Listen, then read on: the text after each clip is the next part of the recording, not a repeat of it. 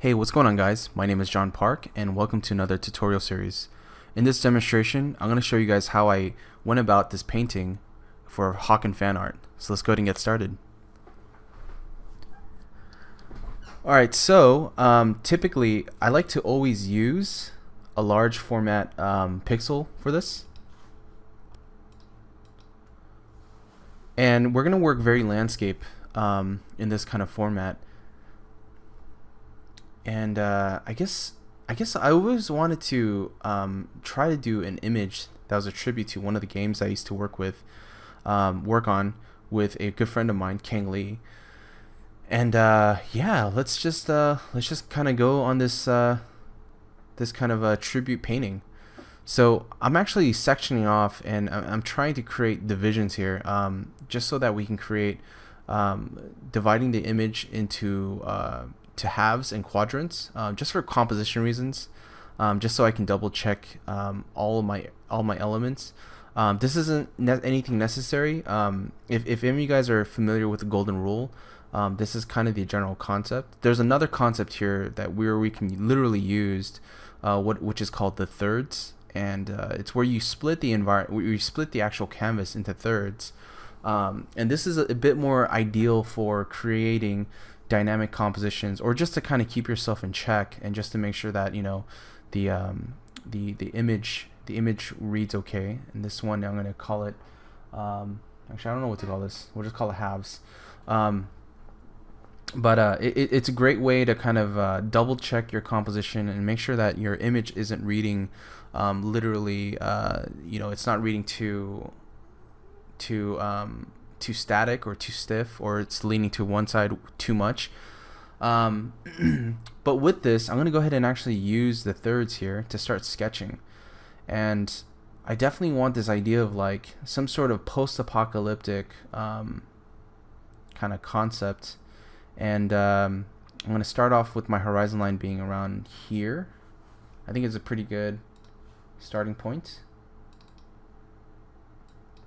And I'm just thinking about like this, maybe this kind of like this road and this like destructed kind of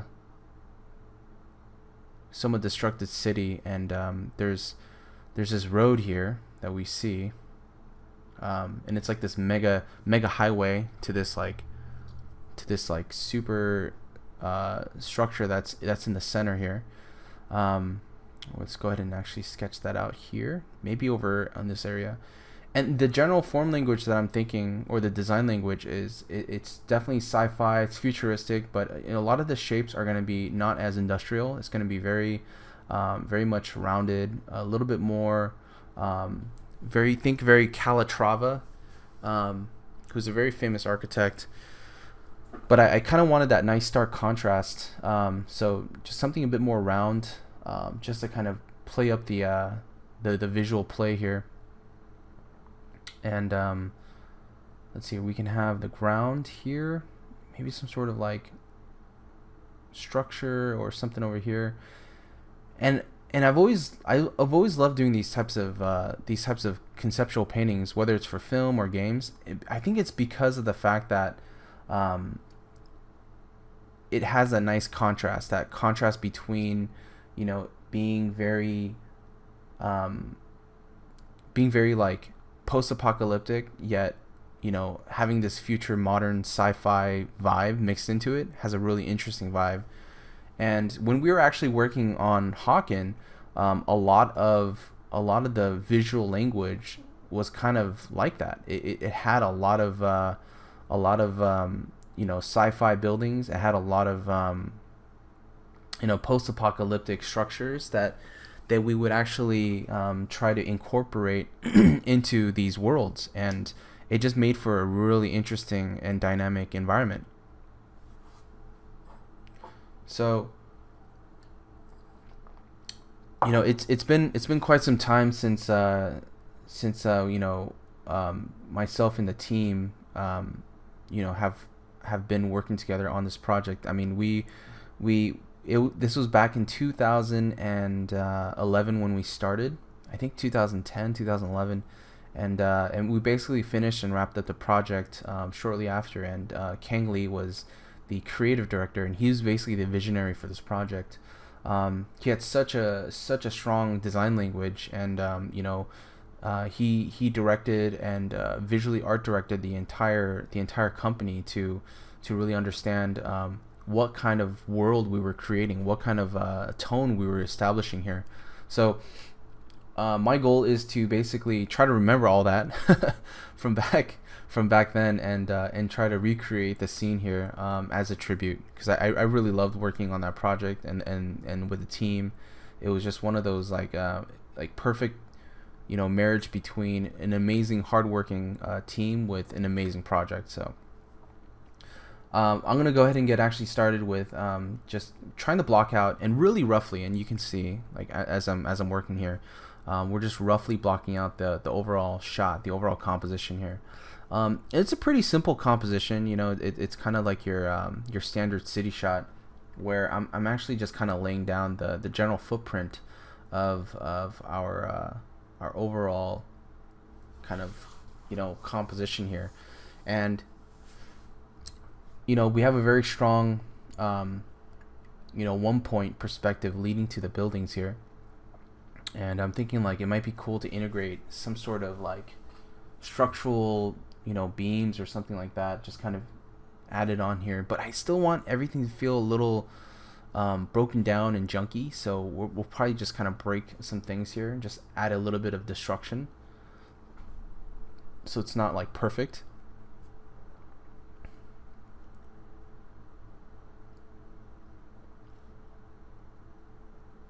Maybe some sort of other scaffolding or things like that. And at this phase, I mean, I love to be very very bold. I mean, it's there's no let's make a pretty drawing at this phase. It's just like, dude, just put something down. Make sure you put down a good design. Make sure you put down a really interesting concept, and it doesn't matter about the draftsmanship. You can always focus on it after the fact. But just having this sketch will allow us to really figure out exactly where to go with our next step. It's gonna go ahead and like kind of make this a little bigger if we can frame it,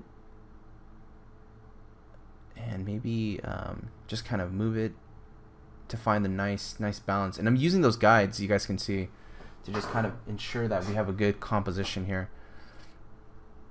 And I'm gonna just kind of delete some of this stuff here and just add maybe some more structures in the back.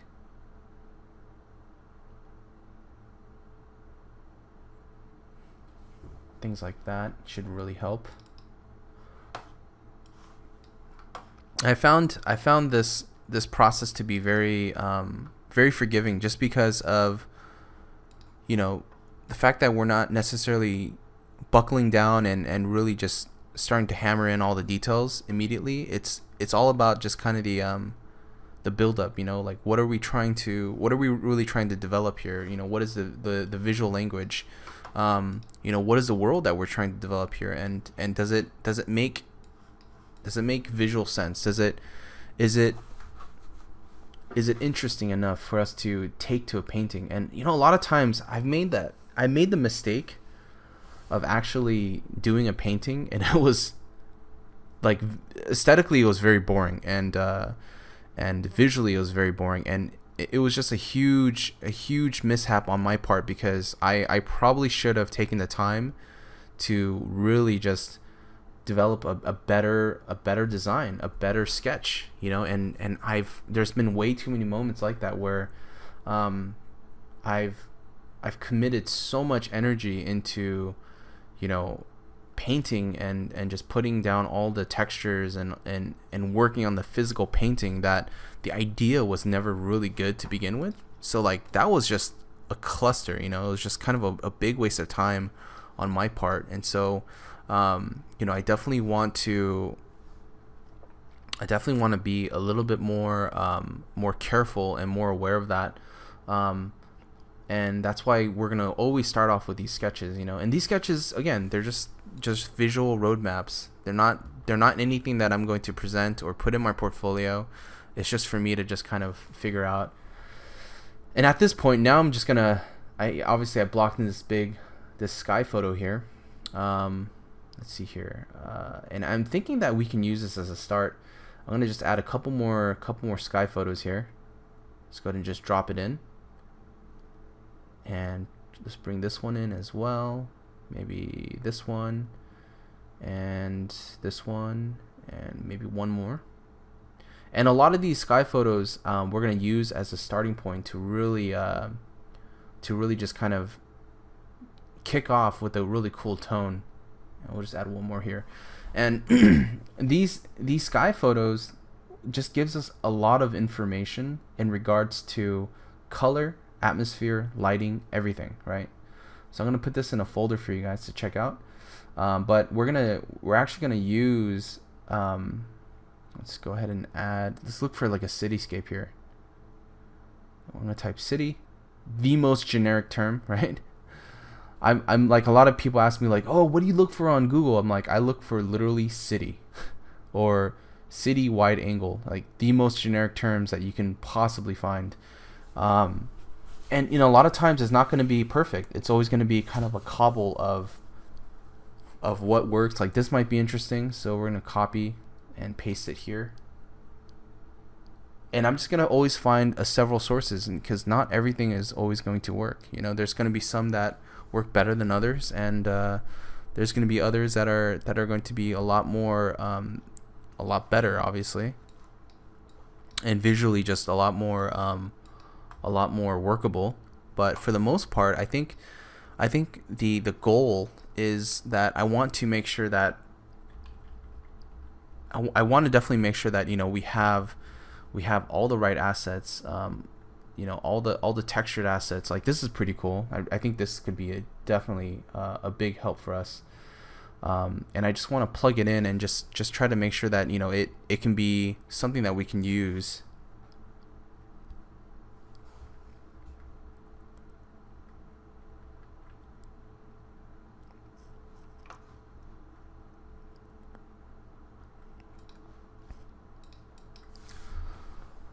Let's go ahead and write maybe like bubble, not bubble dough. I don't know what that is. Sorry. Bubble dome. Some sort of like encased bubble texture that we can maybe use. That's pretty cool. A little low res.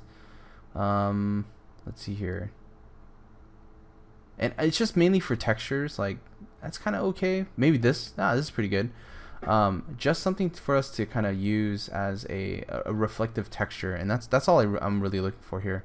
Nothing that's going to be perfect, because again, it's going to be incredibly hard to find the perfect photograph.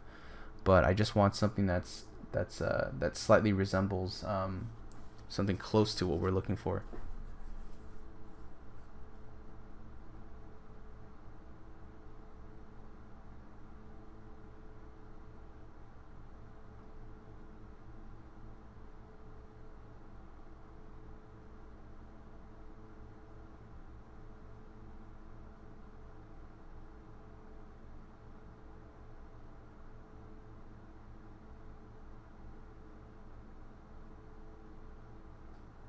Maybe just some like extra bit of texture here, like that. That's kind of cool. Like broken like broken buildings and things like that.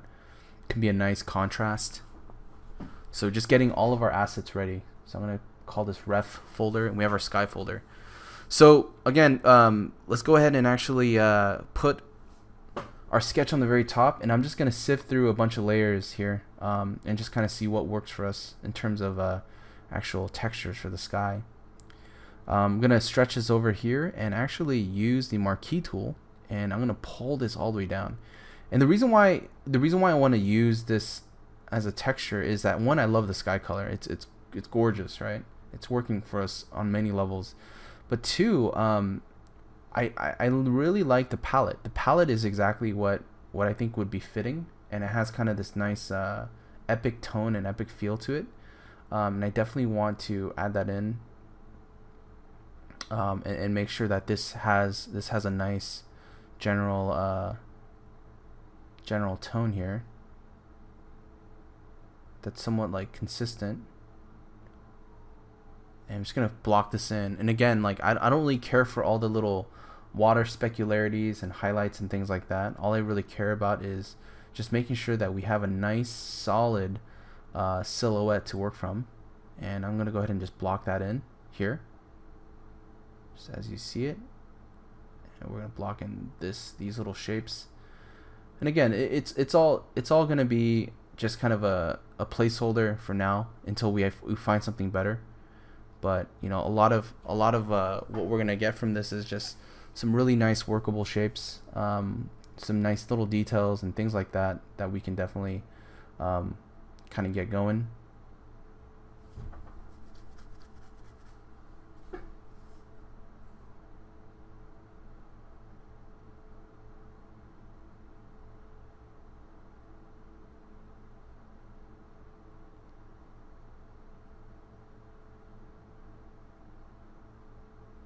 Maybe some like large mega dome here.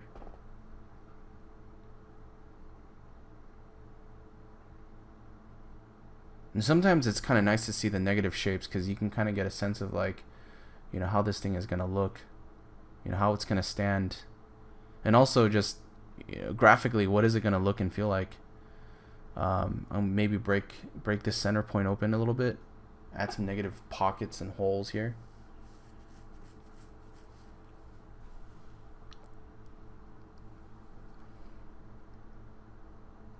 Some shapes down here, maybe some like repetitive, like, you know, columns here. That might be kind of cool, just to add to the sci-fi-ness.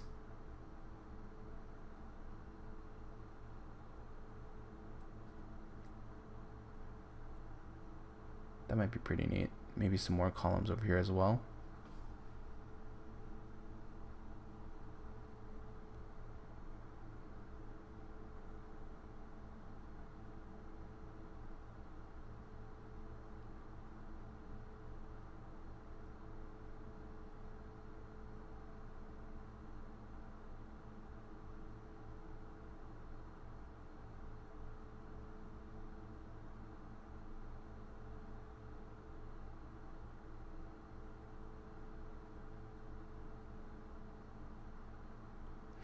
Maybe just some indication of like broken structures, things like that. And you can see already like the silhouette, and actually surprisingly the values actually work fairly well. Let's go ahead and just try this out on another type of sky background. And I'm just gonna see if we can use this here. And I'm just gonna go ahead and stretch this over, just to kind of see if we have anything worthwhile.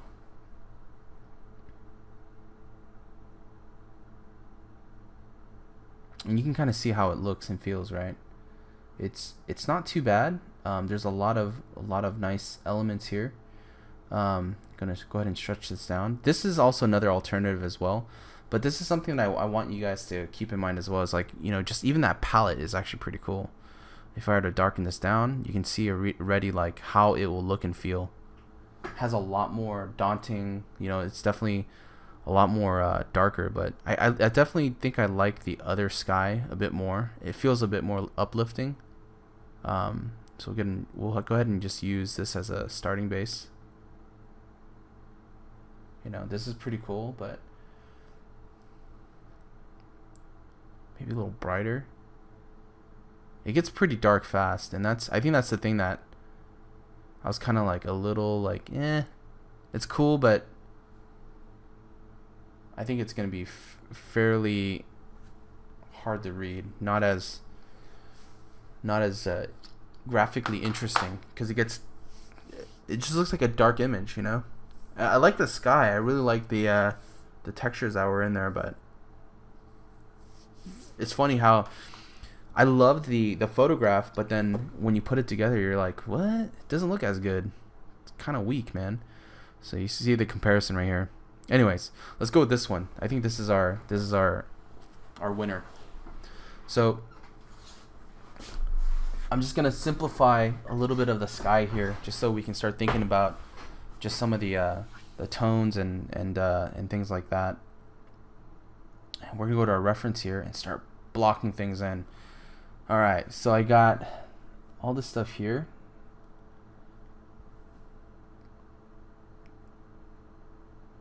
let's see. I'm probably gonna use. Let's start off with this one. Might be kind of cool. And I'm definitely gonna flip it horizontally, not up. Whoops, sorry, not upside down. Horizontally. Kind of has a nice elements here. I'm gonna maybe put this over to the left. It actually has like the correct perspective too. It's pretty funny. I brought in this one. I thought this was nice, but unfortunately the lighting scenario gets in the way. So that's a little bit hard. I can probably use bits of the road here. If I flip it the other way, it's still okay, but again, it's kind of falling a little behind for me, because again, it's all about the lighting scenario there. This one looks like it could potentially work. These lines are pretty straight, but let's go ahead and start with this one first. It seems like it's a very easy one to implement. So let's go ahead and actually just start erasing away the sky.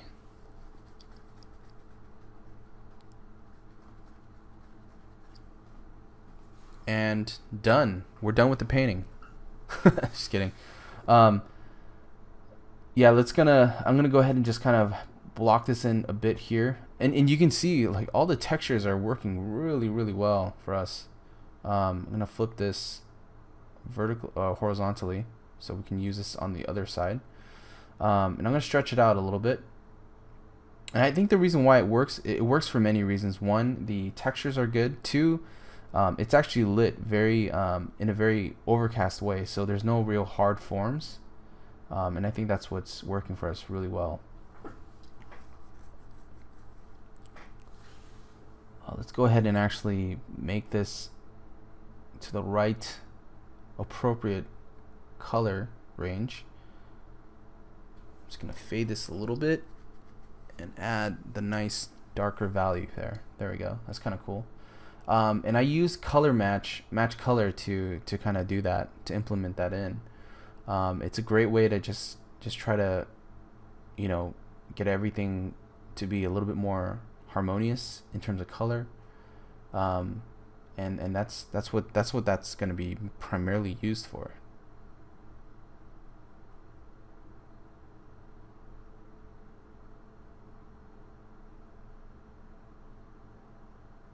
Just got that other part of the photo textures there.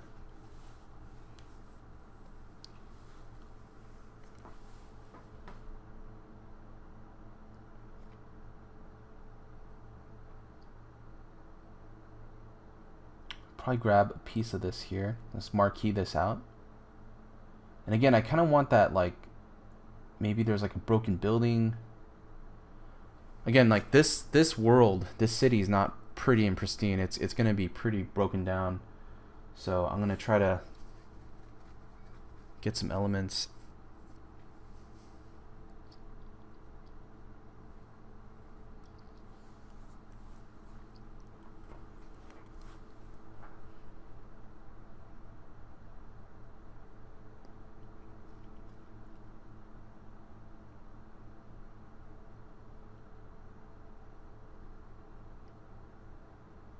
Maybe have it over here.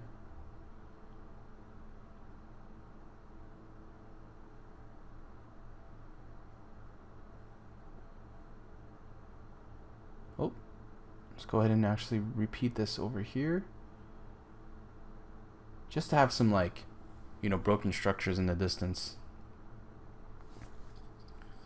I think the thing that I really liked about working this way, and this doesn't pertain to, you know, anything specific, but I think the process of working this way really allowed me to be a lot more liberal with the textures, and that to me was the big win, because, you know, when you're working with photos, you sometimes you tend to stick too closely to the photos, and when you're only using the textures, you feel like you have a lot more room to kind of adjust and do what you need to do to make the photos work. And I think that was the biggest part for me that made the most creative sense, was like, okay, well, I'm gonna establish my my basic, composition, my horizon line, my perspective, and then I'm gonna let all of the photos just be textures, and the textures themselves are really gonna be doing quite a bit of the work. And you can already tell, like, even those textures on the city there are working really well.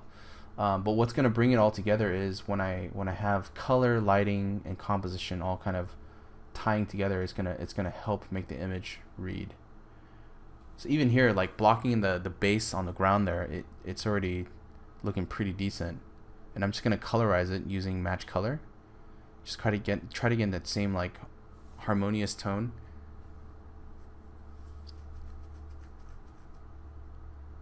You see kind of a before and after. That's kind of cool.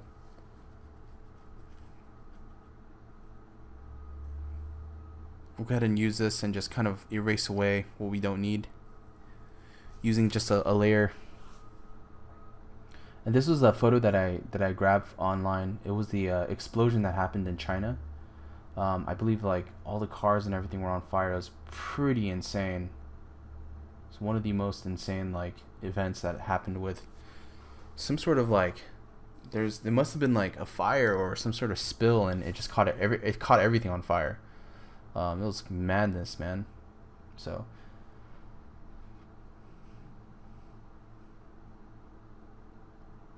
luckily, I mean, there's a lot of people that died and a lot of people that got hurt, but it wasn't like I mean, it looked literally like a bomb that went off, but surprisingly, it wasn't like it didn't kill hundreds and thousands of people. We're gonna go ahead and actually do a match color on this, and the thing that I want to grab from here is actually maybe some indication of like a river or something like that. I think we can use here on this photograph. And we're just gonna go ahead and just try to plot this in and see how it looks. I think it's okay. It's just it feels like it's echoing the composition of the freeway too much. So I'm just gonna kind of temporarily delete that. Take out the lines, and you can kind of see where we're at right now. It's more or less kind of like a matte painting style, like using all these photos and things like that.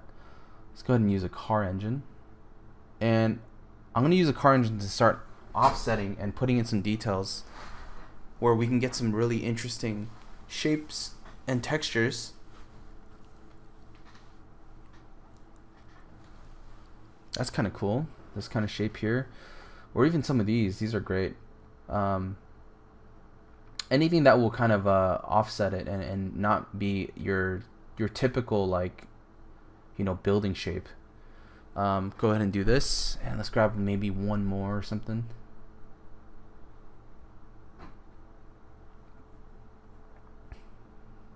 Oh, that's pretty neat too. Anything with like these segments are pretty cool.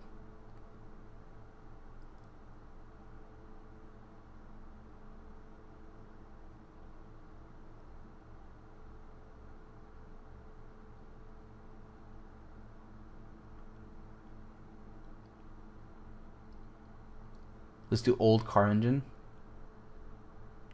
That's a pretty cool piece.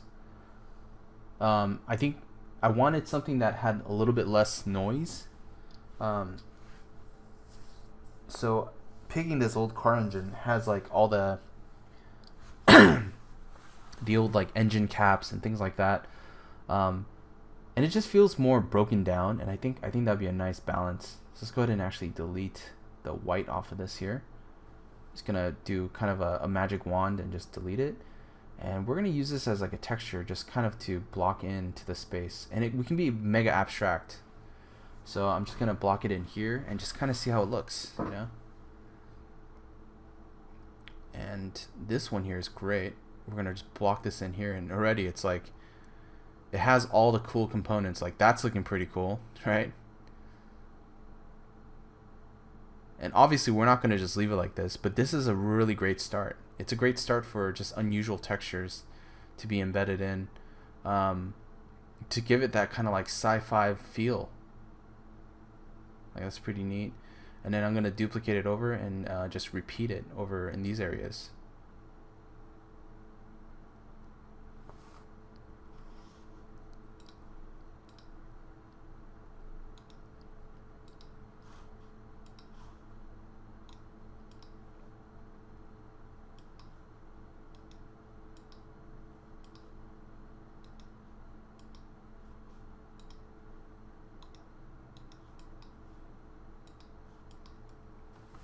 Let's just go ahead and continue to use some of these textures.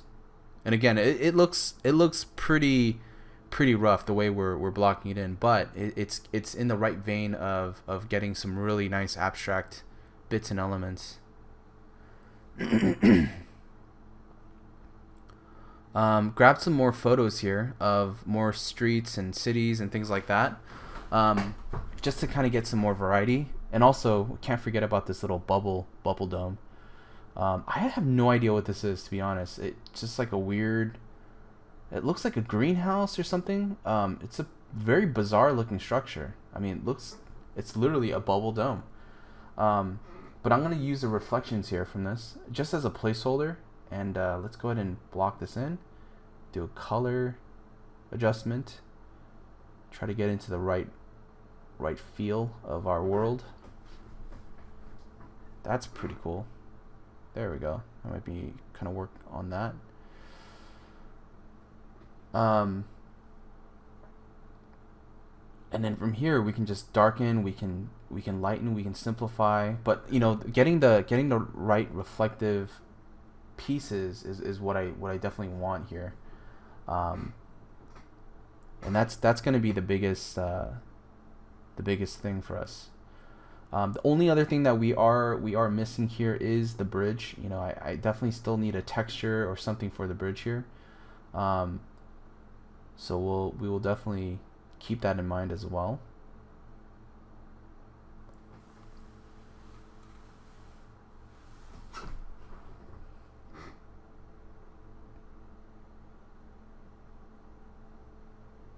Even using these as repeating textures, you know, on the outskirts right here, might be pretty cool.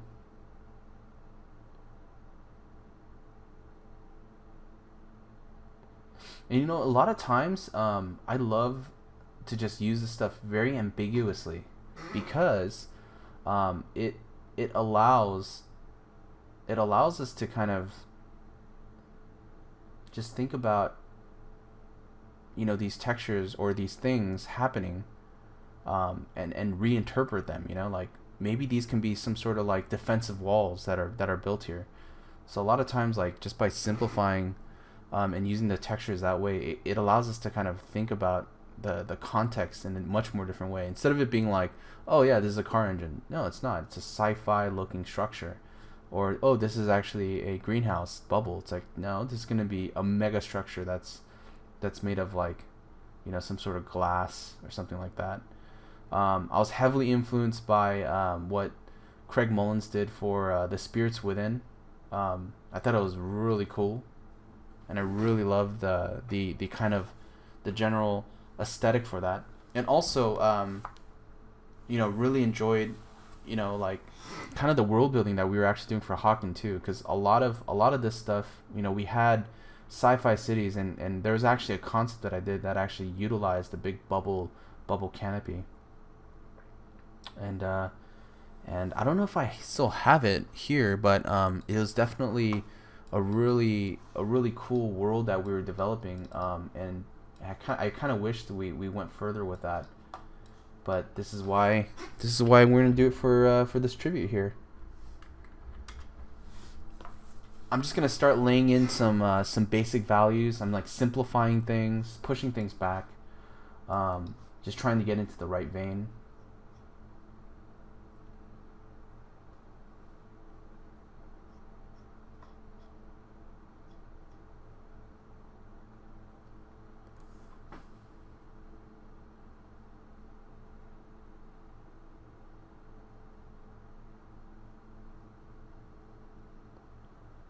Let's try to like make this a bit more simple.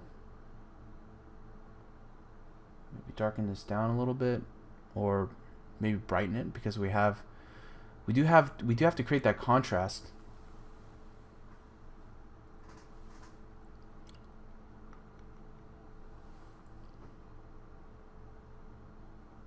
You know, I'm just purely thinking about the graphics too. I don't necessarily think we need too much detail here. It's just more about the graphic read.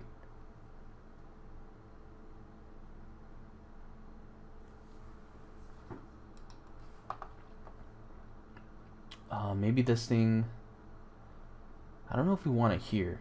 I think I definitely know I want some sort of destructive like building piece, but maybe not immediately, you know, that one piece.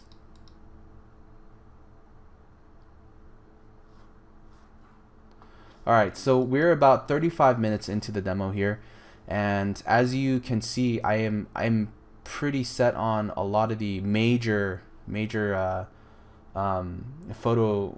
bashing here. And now we're treating this very much like a really rough matte painting, where I'm adding atmosphere, I'm adding all of the elements to really kind of get everything to kind of blend in nicely. And I really just want to try to get everything up to a certain level where we can start defining things. Because again, right now everything's just a texture, and it's okay. It's just going to be maintained as a texture, but you know, maybe some sort of bridge like thing could be good. But until we have all of our elements blocked in, then I will start to be a little bit more I guess more focused on what kind of details we want to start pulling out. But for now, I just want to pull some more textures. This is actually a pretty cool piece. Maybe for some sort of like foreground element here. Some really interesting pieces, and it has like that destructed element. So I'm gonna pull this out, and maybe even like make it bigger. It's pretty cool to have as a big foreground. And it's funny when you're painting, because not everything is going to be mega clear. Paintings always have an area of rest, an area of abstraction, and you know, we definitely want to play with that. We definitely want that to be part of our you know, part of our advantage. Gonna place this for the bridge texture underneath as some sort of like, you know, structural element that leads all the way to the end of the road there.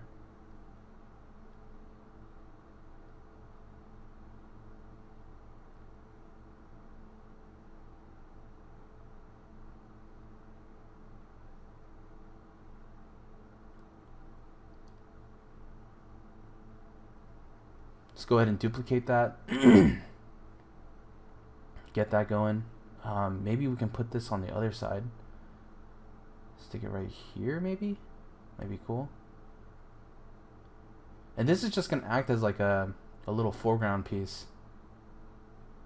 This is pretty interesting as well. Maybe some sort of like additional freeway structure that's definitely extending out to the left side here.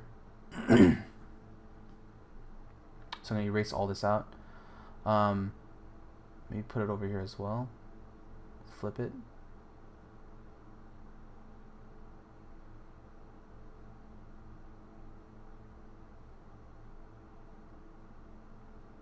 I'm going to flip this because the lighting is not quite the right direction. But let's just go ahead and actually, maybe even connecting it might be kind of cool. I don't know.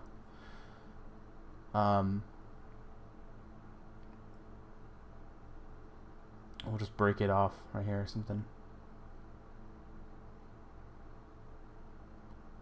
So maybe just having some other extra highways that have been built and maybe broken down might be a really cool way to just kind of suggest that there's a lot more that used to be here, but now it's like completely in just rubble. This is pretty cool. I love this structure here. I think, I don't know where this is exactly. I want to say in the Bay Area or like Frisco maybe, but I can be completely off. Um, but this is a really neat piece. I think it'd be cool to have some sort of like mega highway leading to this actual like to the dome, you know. Go ahead and actually pull this texture.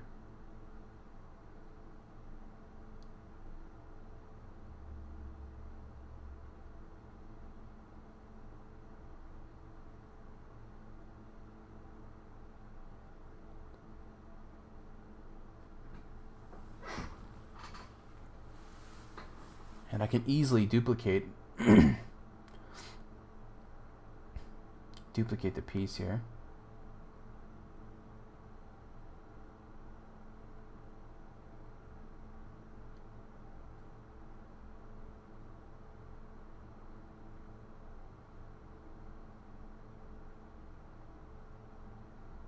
Let's just go ahead and like finesse this piece a little bit, because it is a pretty obscure like engine piece. It's kind of like, what is that thing, you know? Maybe we can erase a little bit of the bubble design here, and just adding some structural elements here. And again, we don't need to necessarily see detail back here. We just need to see shapes, because it's so far away. We're not going to necessarily get too caught up on like the exactness of what's back there. We just need to see the impression, because again, it's something that, you know, we don't want the viewers to get too fixated on all the little tiny details. You know, we want this to still have an impressionistic vibe, even though we're using a lot of photos here. I'm eventually going to have to dial a lot of this stuff down so that it's a lot easier on the eyes.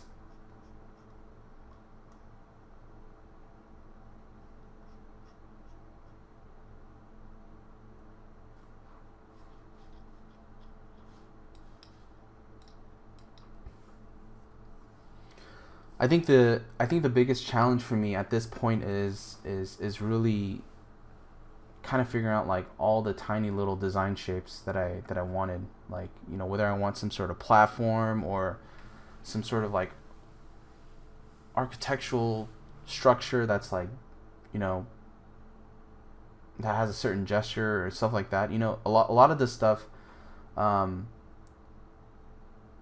could benefit from actually doing a little bit more design exploration, especially in the beginning phases, because I feel like you know, we got a good composition in, we got all the right elements in, but then design wise we're kind of suffering here, because, you know, we don't have anything specific, anything really grounded. It's just kind of it's just a bit generalized, and you know, it's hard to just to design good stuff if you're just generalizing everything.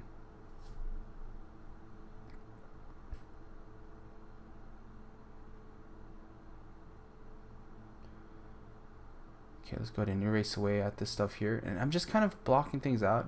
And I don't really mind just kind of being a little bit rough and loose with this stuff here. We can always bring this stuff back as we need, but let's put this piece right here. This might be kind of cool. I felt like that was a waste, you know, if we weren't to use that piece.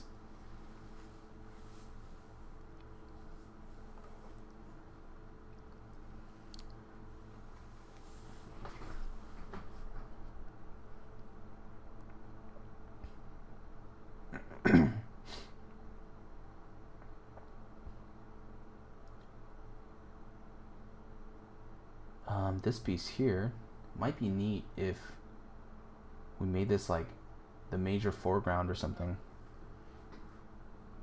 And what if we went a little bit darker? You know, I'm going to select this color, put it on overlay or multiply, and just kind of darken this, like make it really moody. Make it more saturated. Just kind of give it this like really nice solid framing. It's going to lead our eye into the image here.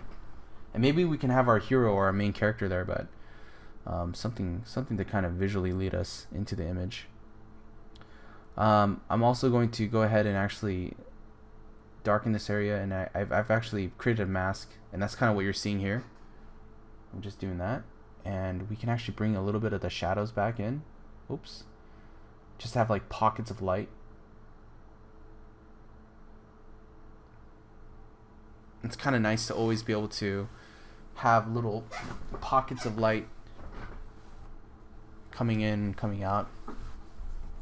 It just creates a nice little composition.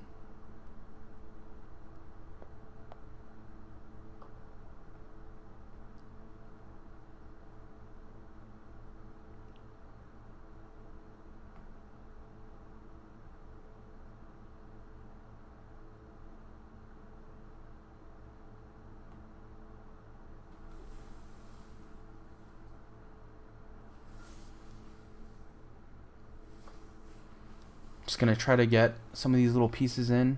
And again, a lot of it, now that we have all of our textures, now we have to make sure everything is starting to feel like it's blending in, using values, using edges, using and just making sure that all the details are being harmonious to one another.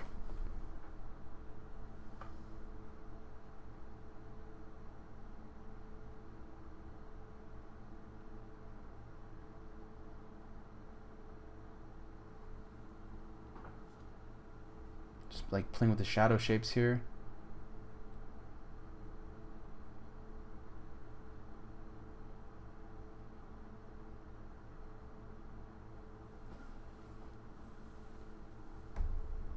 Maybe the overall lighting here can have a little bit more darker bits, but I have to be careful because again, look at my foreground, right? That little shape, it's getting really hard to read. So I have to keep that in mind and eventually start lightening that stuff up.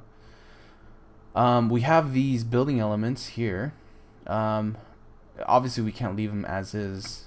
It's gonna look pretty bad, so we have to find a way to add or put a convincing texture in there that's gonna say, oh, it's a building, or it's a mega structure.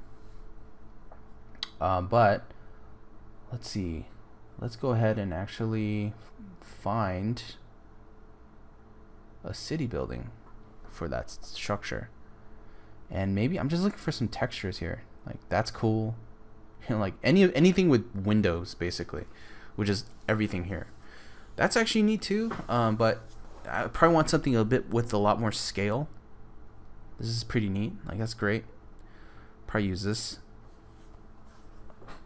And we're not necessarily going to use the building design, but just mainly the building details, the windows and stuff like that. So let's go ahead and put it right here, and we can shrink it if we need to. In this case, I'm just going to make it a little bit bigger, and put this on a soft light mode. I'm going to desaturate it and maybe even darken it down. And you can see already it has a pretty nice indication of like just building structures, right?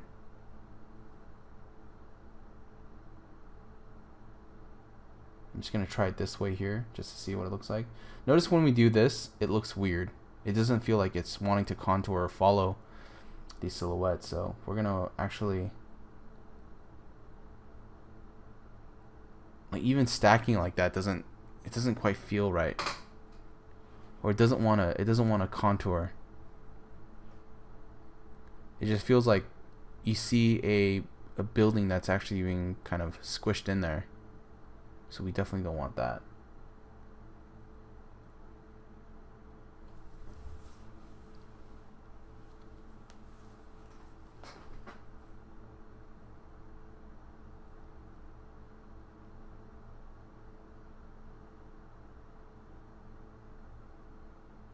Add some texture over there.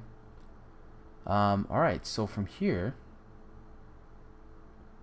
it's going to be very easy for us to just kind of use as a placeholder and also start just kind of cutting away at some of the elements here. And let's go ahead and put another little indication of the dome, another like smaller dome back here.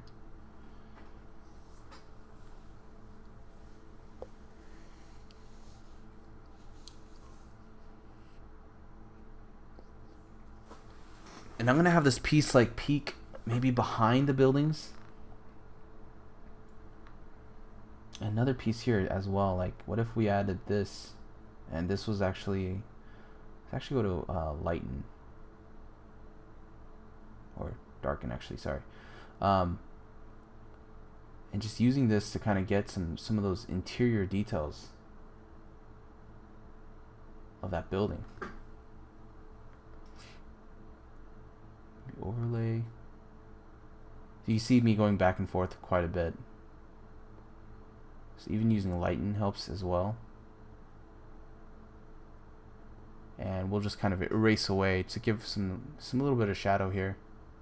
But that helps, you know, it helps to kind of get those pieces implemented really nicely. This piece here, let's see. Let's go ahead and put this on lighten.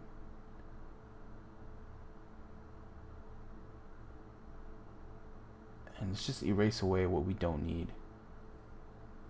And you know, honestly, it's okay to have this be a lot more, I guess a lot more shape oriented. We don't need all the details to show through. It just needs the impression of it having had been a building.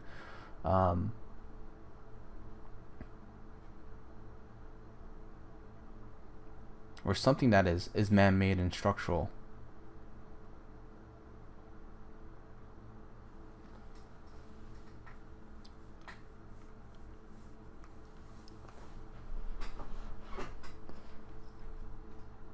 Gonna kind of dial down the opacity there. Let's double check our textures. That's looking good. That's looking good here. I don't know what that is. Oh, okay, that's our little crummy building. Let's go ahead and put this behind here, and I'm gonna compress this down because I don't want to do all the layer management. So let's go ahead and group it, and you guys have that as a group so you can check it out later. And I'm gonna compress it down so that way we don't have to ever deal with photos and all the layers. Now I'm gonna go ahead and just start cutting away and cropping little holes and bits and stuff like that into our image here. This is where we're going to start indicating scale, but most importantly, the post-apocalyptic aspect of it. This is where a lot of that is going to come through, and just really kind of get a sense of you know, feeling very, you know, monolithic and very very post-apocalyptic as well. Like it's all broken and it's like kind of destroyed. Let's go ahead and maybe lighten this. I don't know if it's lighten works well, or if we can just add some sort of like atmospheric fog.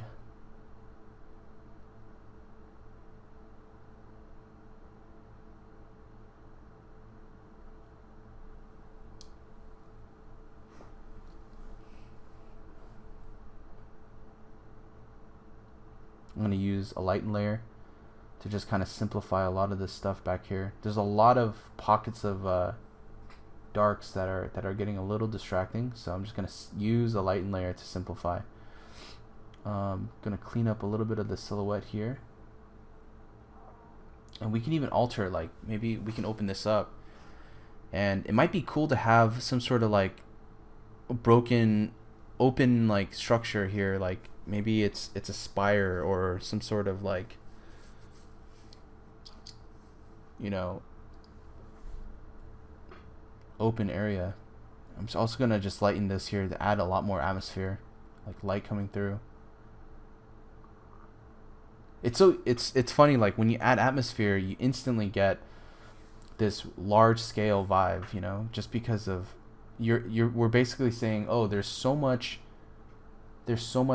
you know, particulates in the air. There's so many like molecules that are basically reflecting the light, and the distance at which this building is at is so far away that the light's definitely going to reflect pretty high, and so we're just definitely saying or suggesting that this thing is huge, it's big, and it's far away. And because of that, we're going to see Not a lot of crunchy and contrasty detail. We're going to see a lot of shapes, but we're definitely going to see this in more of an atmospheric fashion.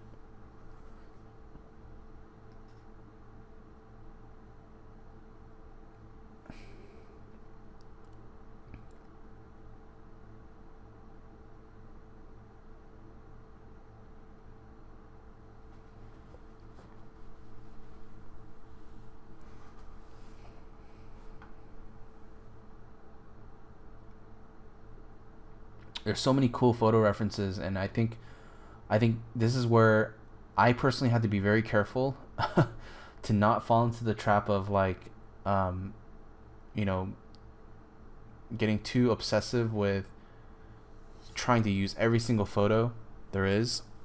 Um, but this is a really good point for me to just try to have like some other elements like a river, um, and also if there's anything else that we needed, like let's say just some more atmospheric depth and pieces like that. This is where a lot of this stuff came in handy. But I'm gonna go ahead and add this little river piece here, and I'm gonna use the blend modes to kind of block a lot of this stuff out, and just crunch this value here. Immediately we get like this nice gesture that's coming in. Only thing about this is that it's too similar in the arcing range of the the freeway, so I'm gonna compress it and make it smaller, and then maybe duplicate this and have a river that's really close by.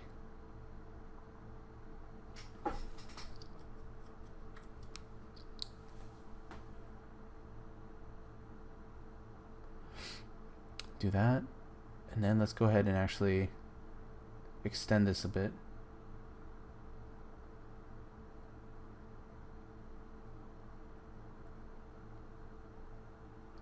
Use another source here, and I'm gonna go ahead and put it right behind here, and we're gonna crunch it so we get like a nice little riverbed.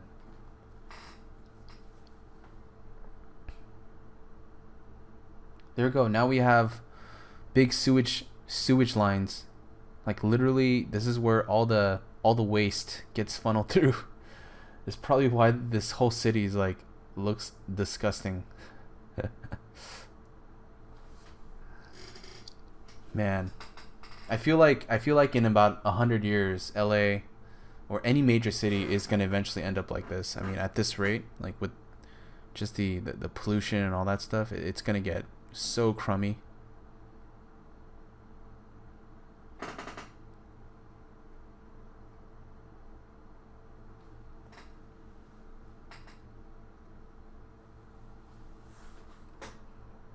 All right, let's see here. I think at this point of this image, we have all of the compressed elements here. Now it's just like editing and just adding more to it, you know? So I'm just gonna use a smudge brush and just kind of see what we can come up with. I'm not too crazy about the design at this moment. That's why I'm just kind of experimenting and moving things around, and seeing if that is cool. Obviously it looks really dorky and kind of just a bit weird, you know. If that's what you're going for, then by all means, you know, more power to you. But for me, I don't want something that's completely overstated. I want more of like a very subtle bubble shape, and that's kind of the goal here.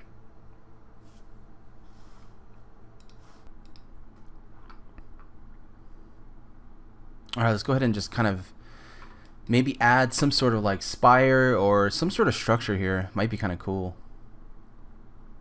Maybe some sort of like it can be the spine or the bone of this, like this dome here. So I'm gonna go ahead and actually use the mixer brush here. I'm just gonna sample some of the colors, and I'm just gonna see if I can actually extend and put some details in this area. And maybe it can be like it once used to be a whole maybe dome like structure, but then once you know, like chaos and all this stuff like started happening, it started to fall apart. And maybe that's kind of the story that I'm trying to convince here. So put in some like bits here and things like that. And I'm working again like pretty at a far distance. Like I just want to get the impression of the idea. I don't want to get too fixated on the the details of this thing.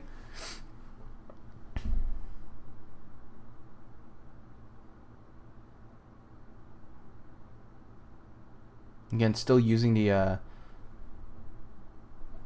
mixer brush here just to sample some of the colors and to get some of this stuff going. It's a really effective way of actually working with your existing your color palette. You know, you can color pick, but then also just getting like the right mixture of colors. A great way is just the mixer brush. Really easy, very intuitive, and just the way it can actually sample the colors around, and it uses that range.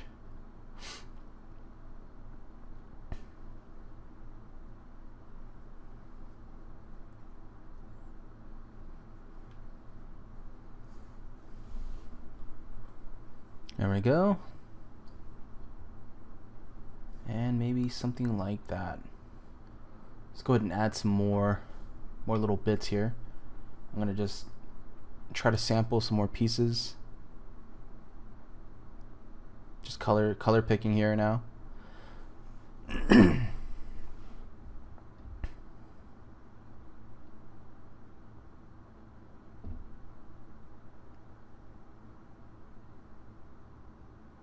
Let's see here. Maybe just start indicating a little bit of the shadow that's actually coming from the river here. So I'm gonna go ahead and put this on a normal layer and just start kind of blocking in a little bit of shadow here. Probably put on darken so we can get some nice darker values.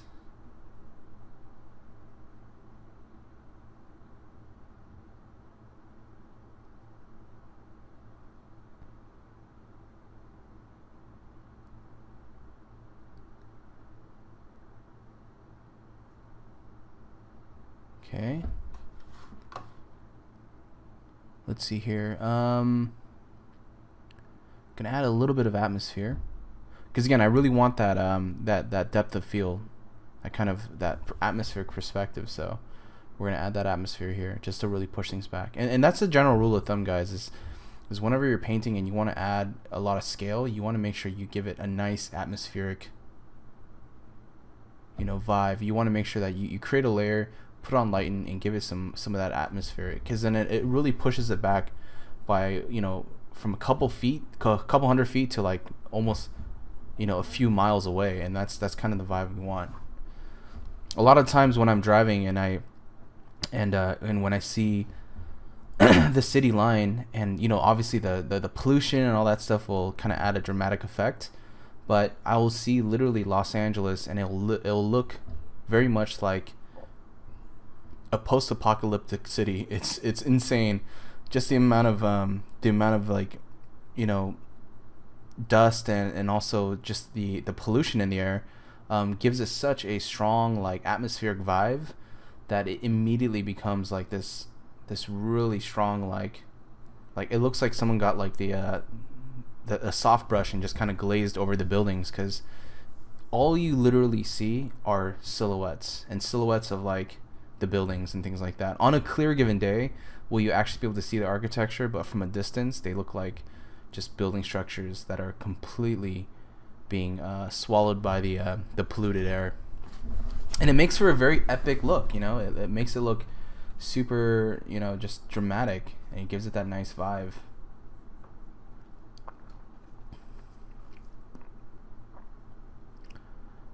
Go ahead and add a little bit of negative shape detail here, and I stuck in that that back city there so we can kind of get a sense of more civilization back there.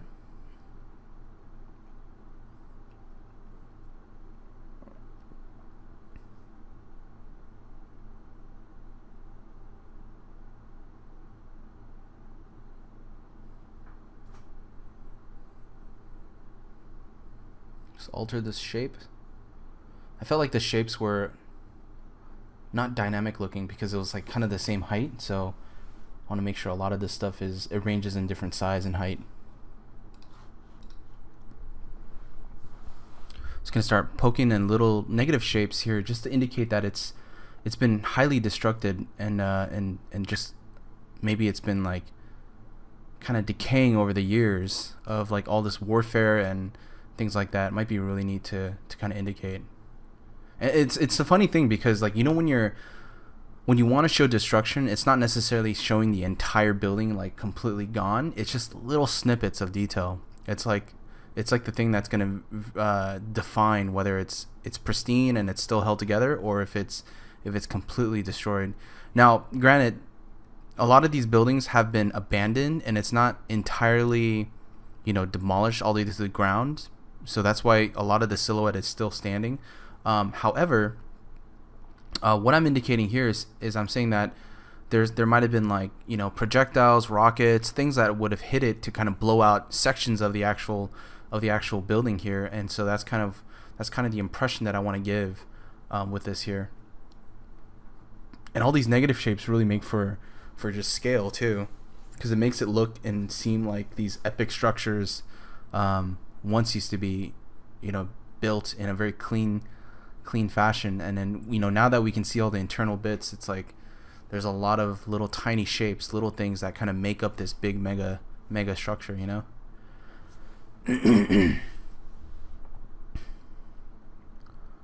All right.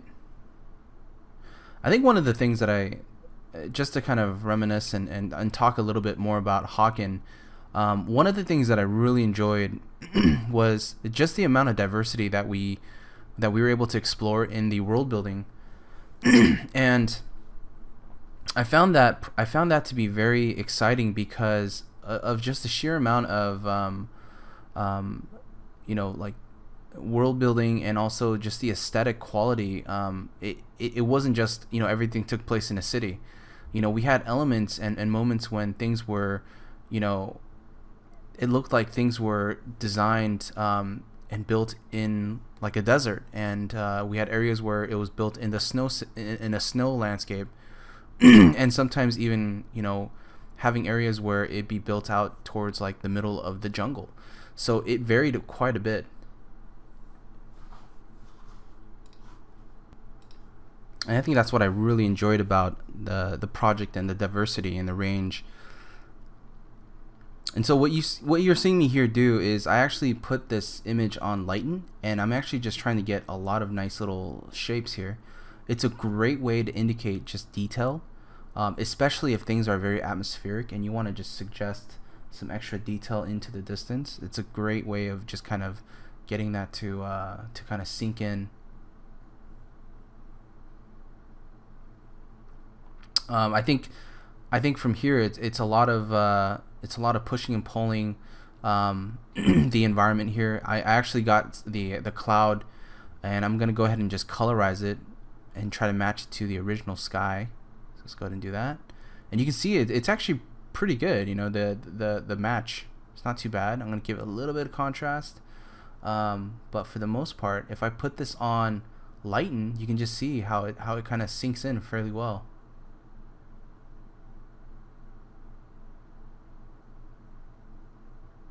And just even that, it adds so much more to the sky. You know, it's not this like really bland kind of looking sky, but there's a lot more that's actually happening or occurring in the actual, you know, horizon.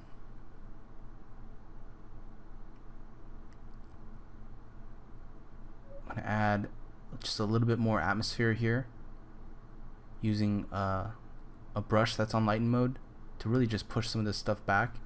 I'm definitely gonna have to add some deeper shadows as like ambient occlusion, as the base of that thing is gonna be very dark, because, you know, there's a shadow is kind of on the side of this, on this face of the actual bridge. We're actually gonna get quite a bit of dark shadows here, so this is even gonna be darker here as well. I'm just gonna kind of push a little bit of the values here to really get this going.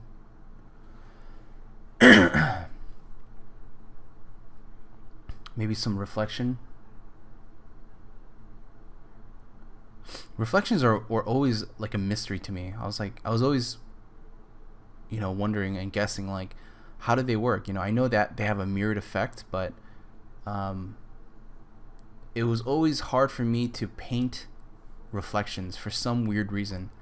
My brain literally froze every time I tried to indicate or paint water or some sort of like reflective surface. I just couldn't wrap my head around it, and immediately I figured out, oh, it's all based on where your point of view is, and also what is directly around it, and whatever is directly around it is going to determine the reflectivity. And whether it's a sky, whether it's an object, that's what's the most important thing.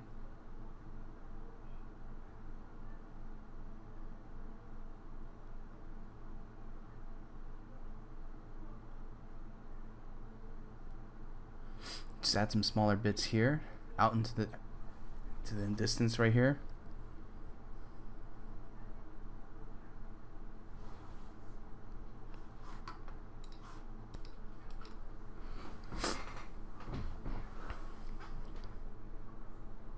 All right, let's just go ahead and start kind of defining a little bit of this foreground here. And not that I want this to be a construction vehicle right here, because it's obviously some remnants of construction vehicle like photo, but maybe we can have some debris, or I was thinking even adding in the HAWKEN mech here, but maybe some sort of like antenna thing, and just some little bits coming off. Maybe this can actually be like a much more defined antenna looking piece. Let's go ahead and clean up this little edge here.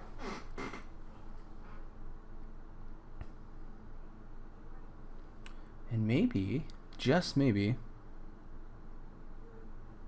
we can add some little bits and elements. And if there's anything that I'm going to add, where I'm going to add more defined detail or clear detail, it's going to be here in the foreground. A lot of this stuff is probably the thing that's going to make this image have a little bit more narrative and have some more story. So I have a mech here. It's going to be a four-legged HAWKEN inspired mech. Quadruped, it's just like standing right here on the edge of the city, and maybe it has like some dual guns or something. Let's get a little bit of that fill light there.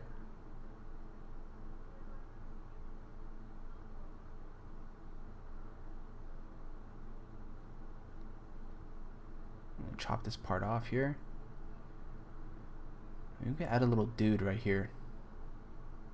Might be pretty cool.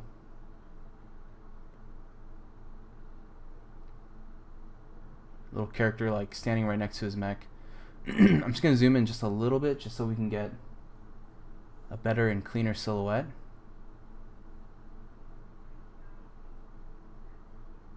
That's pretty cool, actually. Alright, so I'm going to add just a little bit more to this foreground, because again, it's looking a little too vertical and too parallel. So I'm just going to add a bit more structure, some debris, things to kind of break it up a bit.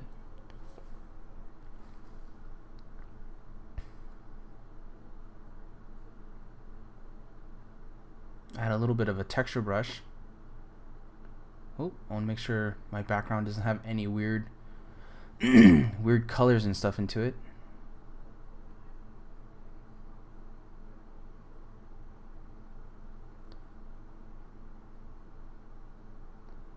And let's go ahead and actually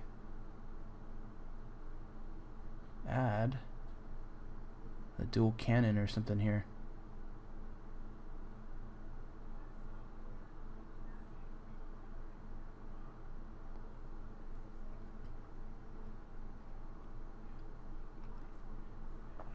There we go.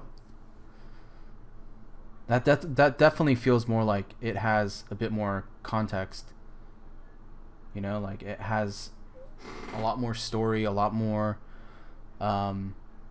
just something visually like we can actually look at it and say, oh wow, the scale of this thing is pretty big, because there's an actual human, right?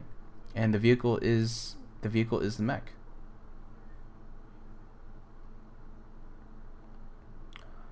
I'm gonna go ahead and actually add a little bit of cleaner edges here. Let's just go ahead and clean this up a bit, even if it just means like scruffing up the connection between these 2 points.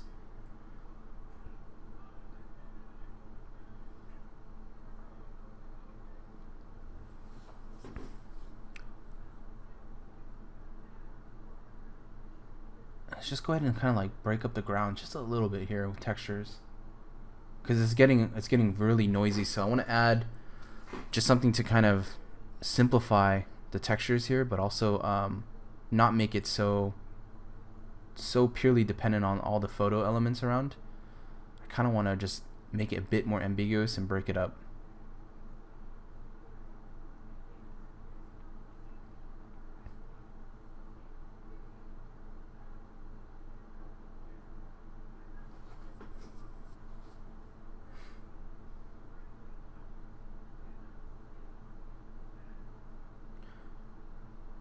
This little building, I'm thinking might be cooler to make it dark. What if we went like full silhouette? And just to contrast it, we'll add a little bit of atmosphere or something to kind of really pop out that building. So let's go to add a layer, go to my soft brush here, or like my smoke brush if you guys have anything like that. And you can actually add just a plume of smoke, right? Just saying that like there's a lot of like debris, there's a lot of like pollution here. There might have been fire or something like that. So even that adds quite a bit. And we're visually able to see, you know, that silhouette of the building now. And at this point, like, one of the biggest challenges and goals was, you know, if you have a lot of elements to balance, it's not about trying to put more details and things like that. It's about balancing things out and being able to read things, like having a hierarchy of read, because it's very easy to get overwhelmingly detailed, and we definitely don't want that. Just add a little bit of darker value here, so we can darken this side, but more importantly darken what's closest to us. And I add another layer on top, and I'm gonna go ahead and put it on overlay and just kind of darken all the stuff that's in the foreground. Maybe darken my work actually.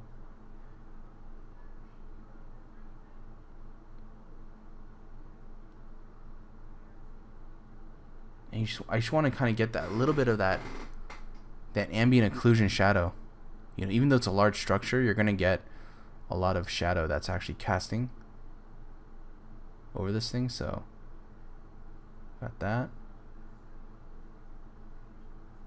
Maybe just a little bit of atmospheric perspective on this building, this structure here.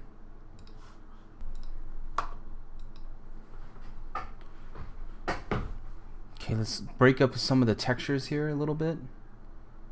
I'm using a kind of like a square rubble brush, or like something that has a little bit of kind of a spackle type of effect here. And I'm gonna see if I need anything. This might be a little overkill, but I just want to see if I need any other shapes back there. So yeah, I don't think I really need it. I kind of like the simplicity over there, so we're gonna keep that as is.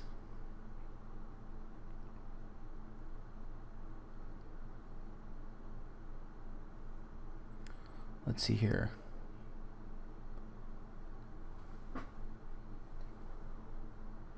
I was thinking like maybe we can add a little bit of sky or some sort of darker cloud shape here, just to kind of help lead the eye. It seems a bit open and empty.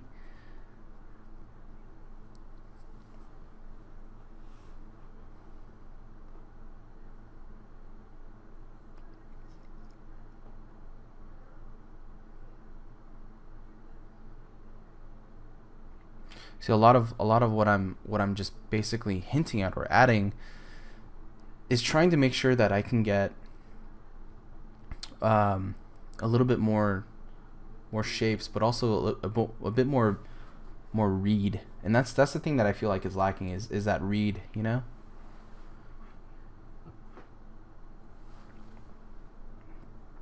All right. So I got the shadows here.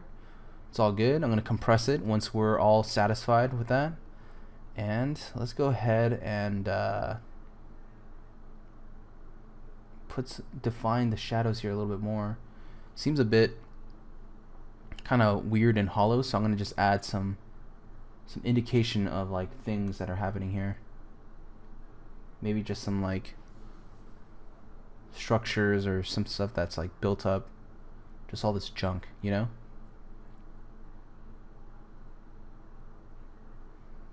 And we can almost imagine this place kind of being like this flooded ground plane, so it might be kind of cool to have like just remnants of like old architectural or old, like, you know, factory bits and rooftops or caps. So that's kind of what I'm adding here. So I'm going to add a little bit of something that resembles that.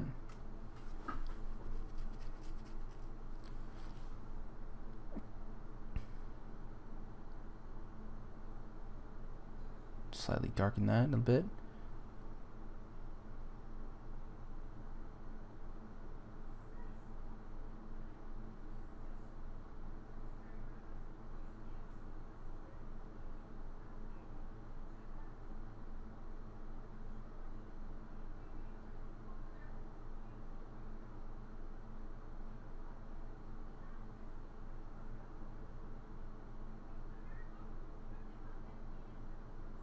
Maybe just add a little bit more of a defined line or like water line here.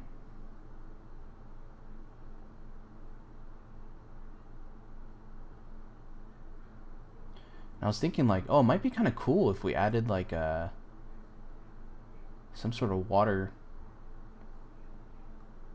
that's like built up in this area.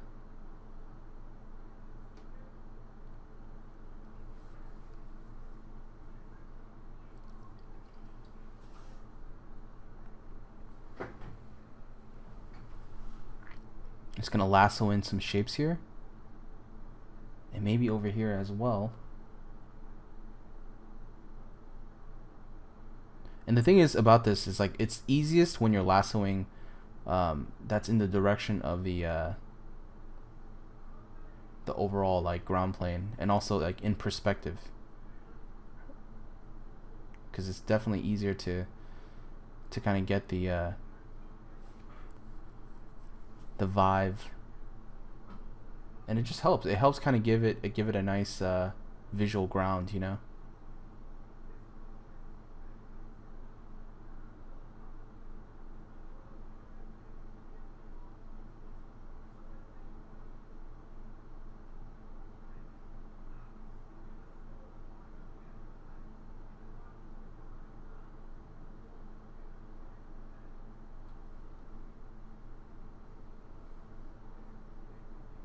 Clean up some of this stuff a little bit.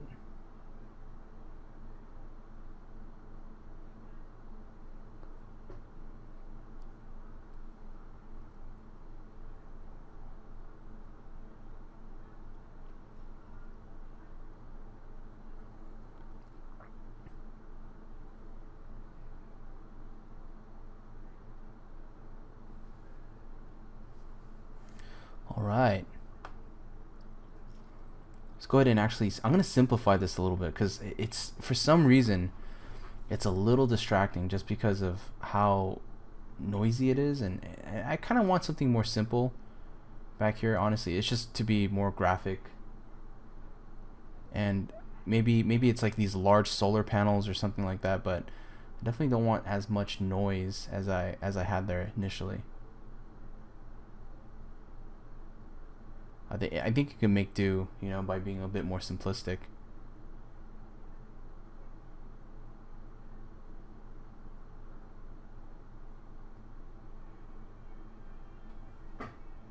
There we go.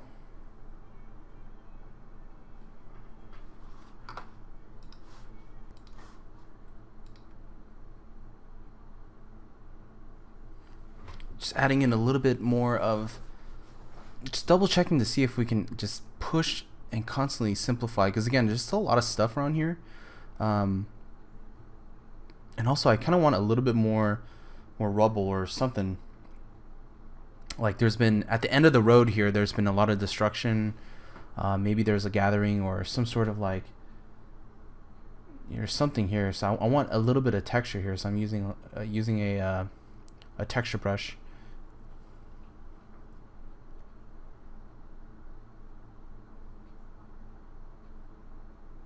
Let's see here. Probably going to add just a bit more texture as well up on the top surface here, because again, it's feeling really clean. It's just a little bit of grime. But I love doing these types of these concept paintings because one, they show so much of the scale, and two, it's really nice to have just open landscape with an epic architecture and having some dude for scale. I mean, it instantly sells the idea, instantly sells the story and the overall big picture. And I think for a lot of concept designers, these kinds of shots are very what you would call kind of the beauty shots of them all, because they really kind of sell you the idea of the big concept, the overall story. Whether it's people and mechs or whether it's like Call of Duty or whatever it is, but a lot of times when you see a lot of video game companies and film companies developing and pitching an idea, you'll oftentimes get this type of establishment. It's like you really want to showcase just the epic nature of the concept. And this is one of the very first paintings that most designers, most concept studios will actually try to establish and do. I think when I worked on a lot of feature films, like I saw a lot of the coworkers and designers and artists actually do a lot of shots that told a story, but from a distance, just like this. And there's shots where it resembles more specific moments, and that's where you'll actually kind of zoom into the image or zoom into a place and really figure out, like, okay, what would happen if this mech or this guy and this pilot and this mech were walking on the surface of this freeway? Like, what would it look like, and what does that moment entail, and what is the environment gonna look and feel like? Well, it's going to be really easy because one, we look around and we see a lot of destroyed buildings, right? Two, we're definitely going to be able to kind of get the right tone in the lighting because it's being established here. So there's already a lot of things that we can piggyback off of just from this one image. So this is the establishing shot, right? This is where I'm gonna say, like, yeah, there's a world that's constantly in war, and we're now at a phase where we're not just using tanks and soldiers, we're using mechs, and that's really the mythos. That's really the storyline of HAWKEN. It's like we resorted to mech fighting, and that's what I really loved about it. I mean, it was such a fan made type of game, and like I think it's a very guy type of subject matter. And for me, like, I grew up drawing and building mechs, whether it was from a Gundam or like Appleseed to Macross to Robotech, things like that. I mean, those are so reminiscent of that purely defines my childhood, and that's something that I really wanted to showcase that through this painting.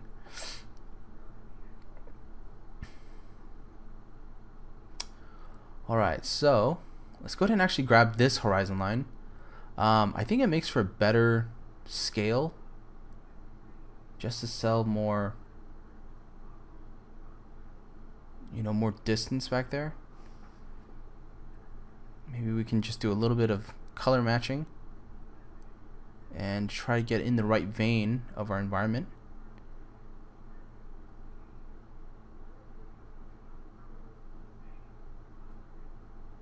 Sometimes, like, the image itself will, there we go. Sometimes, you can do it on the background image, and other times it will work really well with another image that you sample. So it's all dependent on how you use it, and what source you're trying to extract it from.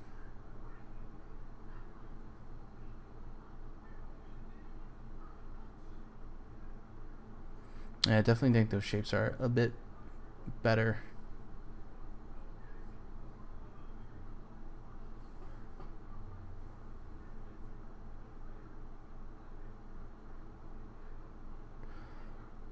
I'm going to sample just the dark ranges here, and I'm actually copying this stuff here, and you can see I have a bunch of shapes, but I'm going to darken it so I can get some really nice shadow shapes.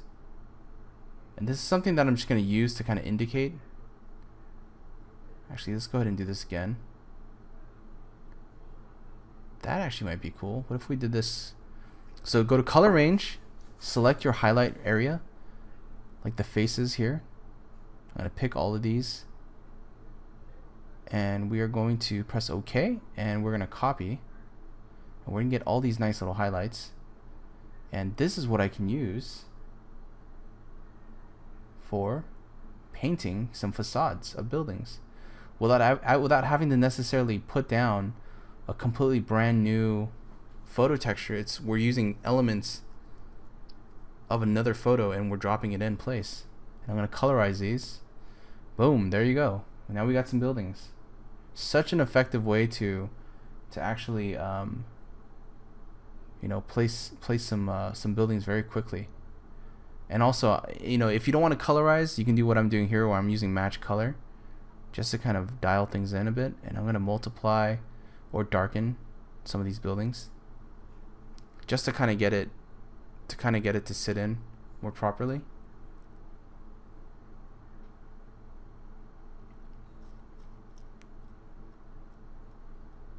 You get instant detail, you get instant textures, and it's kind of nice because you get all these little bits that work very well. All the little highlights and things like that.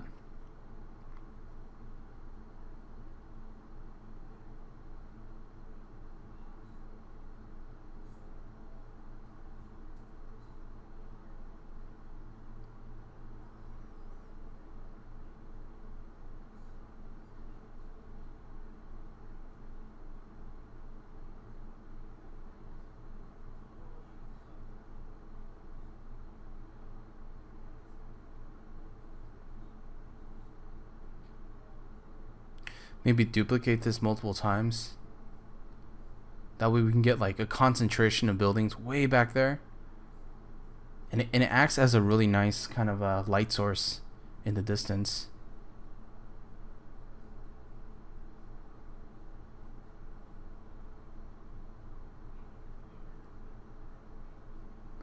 Add a little bit of texture brushes back here as well.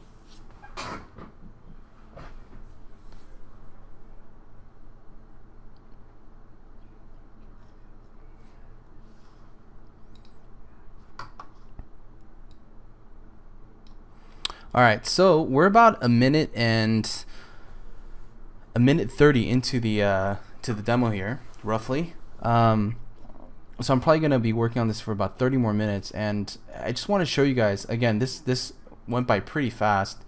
If we were to work traditionally, a lot of this stuff would have gone a lot slower, But since we're working with photos, it tends to be, it can be a very quick process depending on what you're going for, and if the design itself is already established, or if you're familiar with the design, then it can go very quickly. And since I've already been kind of familiar with HAWKEN and the world, for me, it's something that it's very familiar. So I'm using all the elements that I know that we would typically use in the HAWKEN universe, which is basically post-apocalyptic buildings mixed in with sci-fi elements and just having a very muted palette. That's been kind of the visual theme for the game. And all the photos that I've collected have some sort of remnants or some sort of feel on that. So I'm going to try to copy and get all this stuff to kind of work in our favor. Let's go ahead and put this behind this area. Maybe we can even flip it. But let's try to crop this piece out.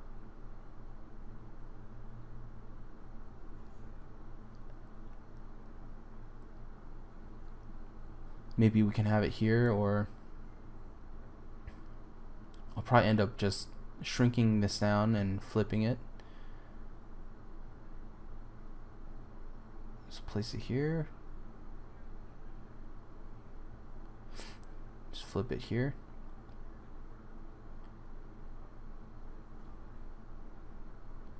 And let's go ahead and extract this piece. It's a nice little piece to have, so we can probably use this to kind of duplicate all over the environment, just so there's some repetition with shapes, things like that. And it helps to sell scale. When we see this stuff being repeated and getting smaller as it goes into distance, like, we know for a fact that this is it's going to be a pretty big environment.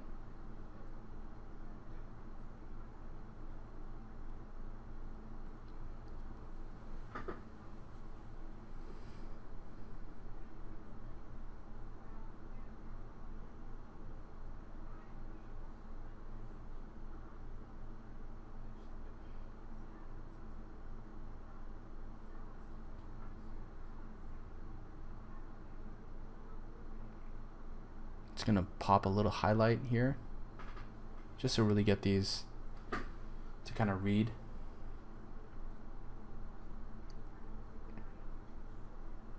Like, they're like sticks in the distance, right? It's such a cheap trick, but it's very effective. Like, to have these little smokestacks kind of act as a visual stick in the distance. I mean, it really brings the image, the sense that we're really looking far down.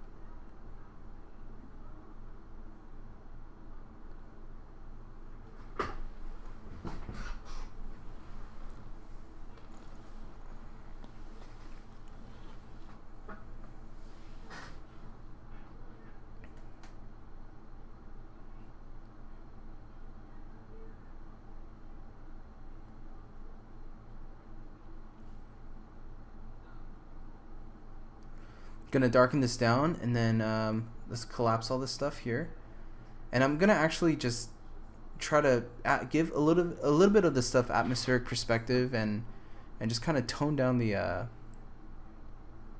image a little bit.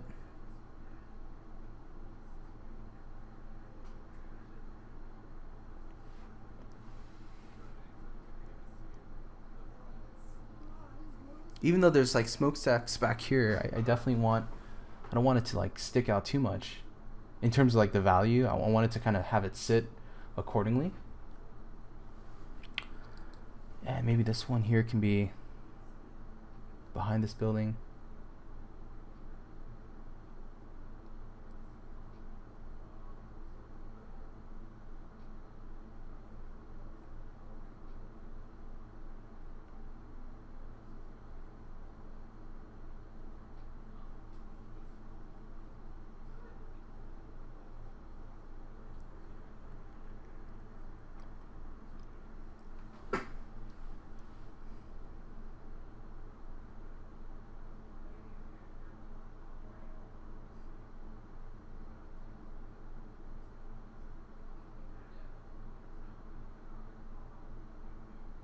Maybe add a little bit of fill light at the top of these buildings.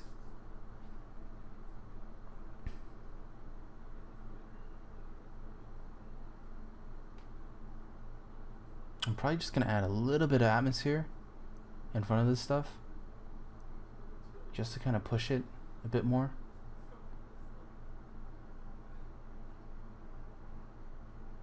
Dial it back a little bit. There we go. It just helps to kind of have that separation. I think that's the thing. Like it's for me, it's always been really easy to cram as many details, but when you get down to it, it's kind of like, man, you really gotta kind of simplify a lot of stuff so you can really make your image read. And that's always been the struggle, like starting out in painting and stuff. Like you learn about all these ways of working and all these techniques, but you never really learn about the importance of editing and what to take out. I wish like that was something that I got a chance to learn in school, like, but it really wasn't, like a lot of that just came from trial and error, like knowing when to take things out. It's like it's like knowing, it's like how to develop your keen sense for your palate to understand really good taste, and that just comes from taking things out. Because like when I see a lot of photo bashing and I see really good ones, it's people putting on different types of clothing, but they know how to mix and match really well. They know how to they know how to kind of still be very stylistic, and more importantly, they know how to be very fashionable. But when I see a lot of people photo bash who are inexperienced, it's like they're putting on designer clothes from every single brand of every different color and texture, and just because it's a designer clothes, they think it's going to work, but it falls apart immediately, and it falls apart very, very bad, And so I think that's the core difference between someone who is experienced versus someone who's inexperienced. It's literally the choices that we make that kind of make the image really good or bad. This is a really cool dome that I found. This dome is actually so cool. It looks more sci-fi than what I painted. It's pretty funny. But I thought the textures on this would be fantastic to use.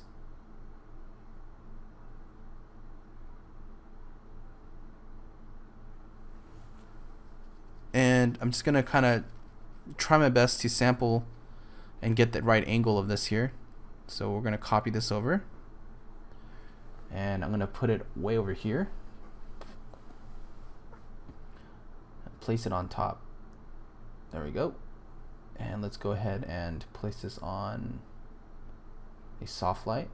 Sometimes soft light or a overlay works, either or. I find them both to be, give a different type of outcome.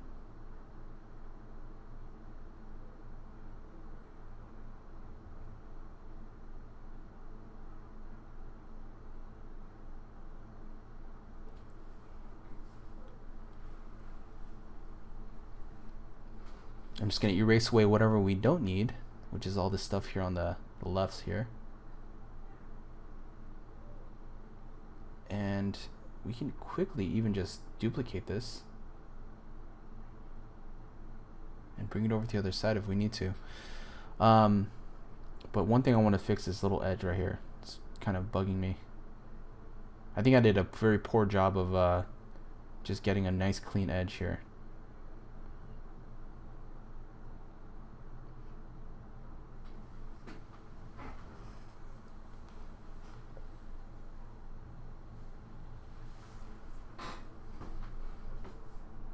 Alright, duplicated, and we're going to flip it over to the other side, and let's just position this correctly. That looks pretty good. We'll warp it just a little bit just to get in the right vein, and we can even crunch it a bit to kind of really pop out the textures.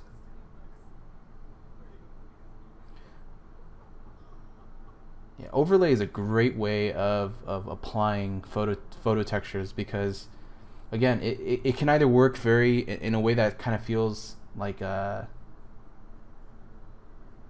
like you're multiplying the image, or sometimes it can work in a way where it feels like you're brightening the image, and it just depends on your source. It depends on what you're using.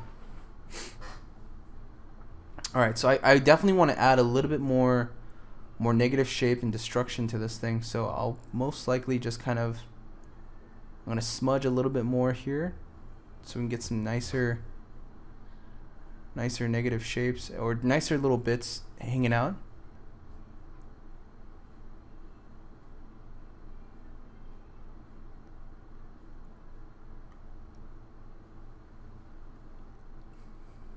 Just gonna paint in little highlights, things like that.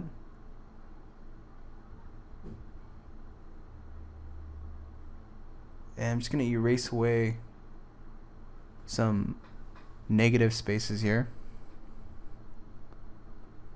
Just to tell the story that once, like a long time ago, many years ago, before this place went to utter shit, it was a very pristine and very well-funded city. It had a lot of order. It was really well designed until everything just kind of plummeted. Everything went down, and factories took over, polluted the air. There's been a lot of riots, a lot of fights, a lot of stealing, murdering, killing, a lot of wars between turfs and things like that. So I mean, nothing's gonna ever stay really pristine. I think eventually I might want to develop this a bit more and even add just some more story to this. Like, what would your average person look like in this world? Like walking through the streets, like what would that look like? That might be pretty cool.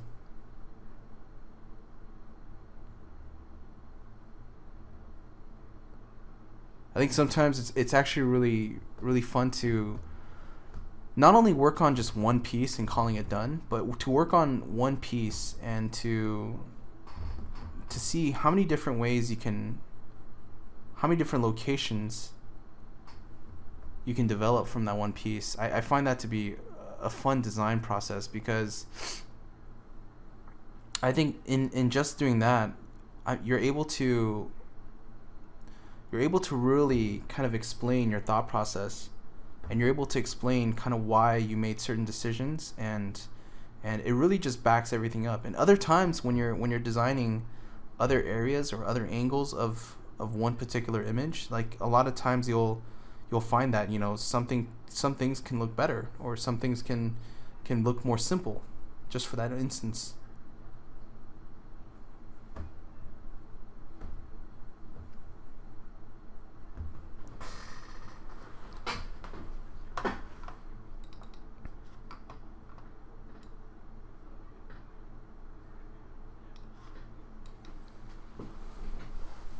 All right, let's just add a little bit more.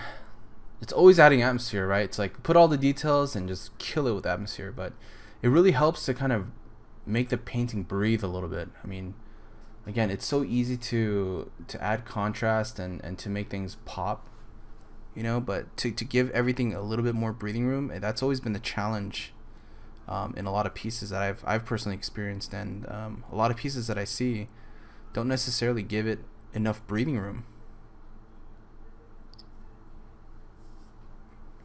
And just giving a little bit of atmosphere behind these objects too. Like, what if there was a little bit of that debris and some of that airiness? Like, you see, even like that gives that impression. It makes those buildings look really big, right? It gives that sense that it's like 700, or not 700. I was gonna say 700 miles, but it's like it makes it feel like it's like 7 miles away from that one location or that spot, just because of the atmosphere. It really pushes away, and also it separates it. It doesn't make it feel like it's from the same kind of structure that's sitting right butted next to it, but it gives it that nice atmospheric tone, and it pushes it away. And this building here, I'm gonna just paint a little bit, add a little bit to it.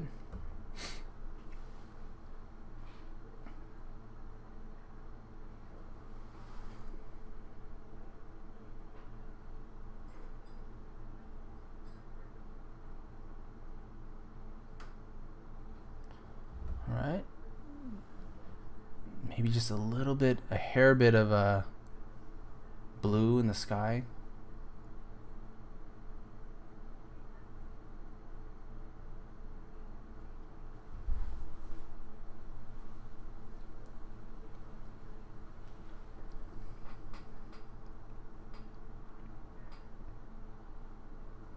Just compress this, keep things very simple in terms of layer management. All right, so we're about just wrapping up here. Have about 10-15 minutes or so, and I guess one of the things that I wanted to just mention is, you know, a lot of the techniques that are shown here are, again, it's just one way of working. It's not the way. It's not the only way. It's just one fashion of working, and this is something that's the way the methods that I showed you guys here is just it's a technique that's, again, commonly used in my field, and just to kind of help communicate, you know, an idea really quickly. Now, there are other techniques that are probably best suited for just painting. There are other techniques that are best suited for just quick concepting and getting a design out, and this technique in particular is going to be a mixture of that, and you know, I highly recommend you guys to try out anything, try out both, and see what sticks. I personally like more the painting aspect. As far as when it comes to photo bashing, I'm not the biggest fan of, just for me personally, because I've probably done it too much, and I generally know what the outcome is for myself, but I think artistically there's a part of me where I like to photo bash and also paint, and kind of use the two as kind of my strength. And so you know, it's been really fun to just kind of experiment and find kind of like a nice mid-ground between the two. So I feel like this painting kind of it really expressed that closer than my other demos and my personal pieces that I've experimented with in the past.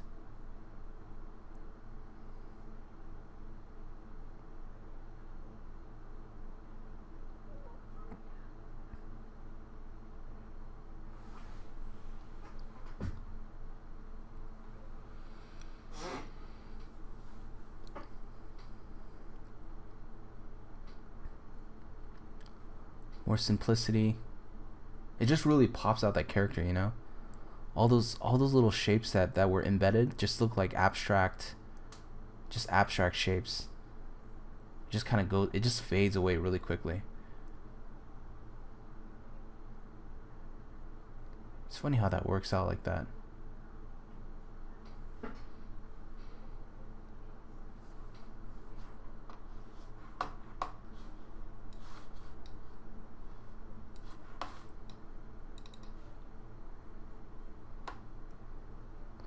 I'm going to add a little bit of color dodge here. I really want to kind of add a lot more lighting contrast in the horizon. I may introduce just another photo source just for texture, but let's go ahead and try to add a bit more contrast to this bridge. Yeah, that feels nice. This is instantly feeling really good with just that light there. I mean, it kind of makes it look like, oh, let's look at the bridge, but it kind of gives us a strong visual sense, a visual read on that. And we can duplicate it and post it over here,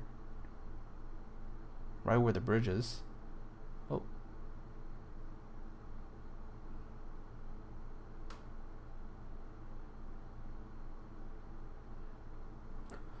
You can even just paint it in as a shape.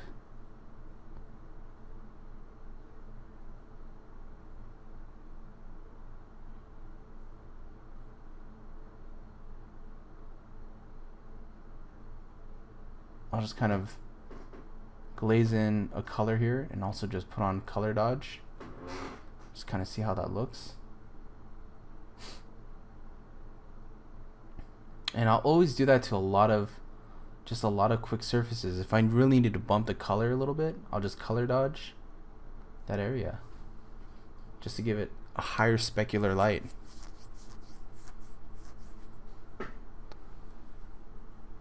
And this stuff can get a little out of control, so when you're using color dodge, make sure you're using it sparingly, and you only want to use it to help guide the eye, because it can get a little out of control.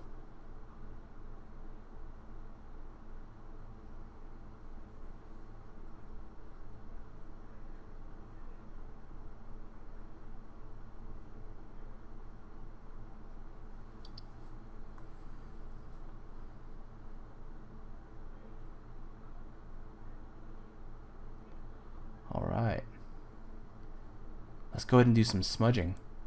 So I'm pretty content with the results so far. I am basically kind of smudging out any of the photo details here to give a little bit of, just kind of suppress some of the actual photoness of it. And you can do that in many ways. You can smudge it out and you can paint it. It's really up to you on how you want to handle it, but I typically like to just smudge out the actual physical details and try to maintain the colors. And I'm only doing it in certain areas, but it definitely helps to kind of make the painting feel less photo-y. I think that's always been the tricky part about using photos, is like, how do you make the photos look not so photo-y, right? It makes almost zero sense, but it's a tricky one, because you're constantly trying to like change the colors, you're trying to use filters and things like that, but a lot of times it's like, if you need to dial down the photo quality, whether it's the noise or whether it's the amount of textures that are in there, like, how do you do that without completely ruining it? And Smudge Tool works wonders. It can actually resolve a lot of issues like that.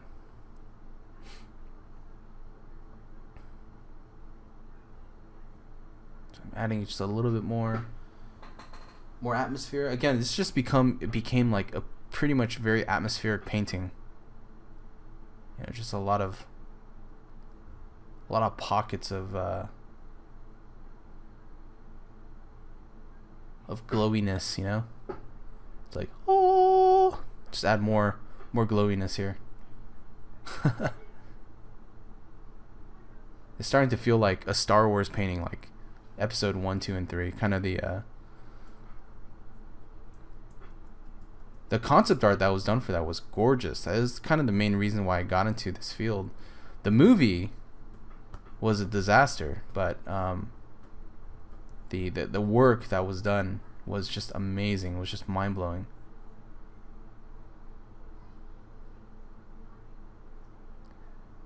I'm gonna go ahead and just sample a little bit of the blue here, the water.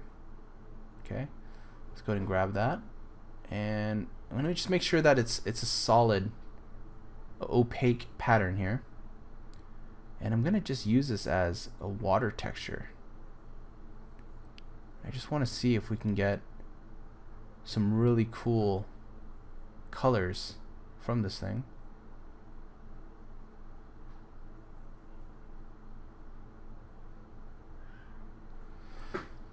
Obviously it became it kind of, it's a little too much, but we're gonna go ahead and dial this down just a little bit. But it's kind of cool. It looks like it immediately gives it like a lot of scale, and it feels like the flooded plains or something. I definitely want to hint a little bit at this stuff. Might be pretty neat.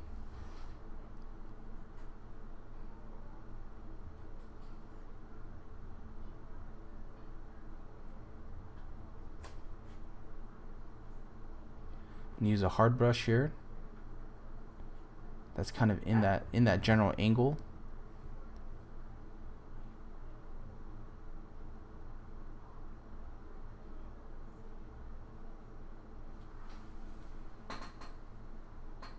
erase away whatever I don't need.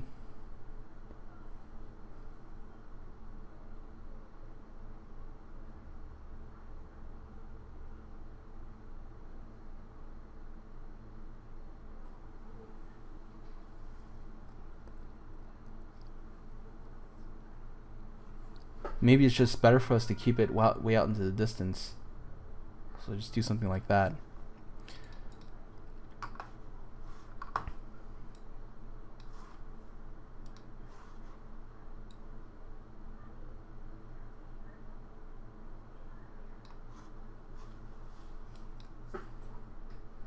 Maybe some pool of light here, or like it's hitting the water or something.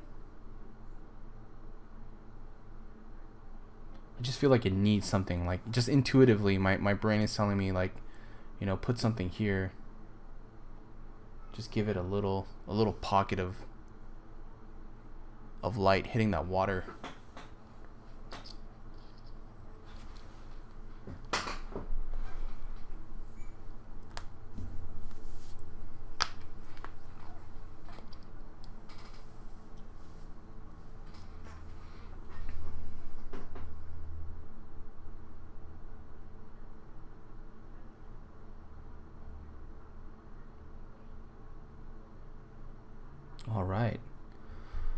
All right, guys. We have about 5 minutes or so, and we're basically wrapping this thing up pretty quickly. Yeah, I mean that's pretty much kind of the overall process for this painting. It's just kind of, you know, using photos to help fill in the details, using lighting to kind of make this scenario, to make this overall image look interesting, right? Using basic, you know, textures to help kind of give some additional shapes that we sampled. Using atmospheric perspective to push scale, to push distance and scale. That was one of the biggest things. And obviously what I'm doing here is I'm trying to use contrast to really bring and draw the eye in. I kind of like that. That's pretty cool. Just a little bit of contrast here. It might be a little much, so I'm gonna do it manually. But it's nice to have that. Really, it's very stark. It's very, very punchy and stark. So.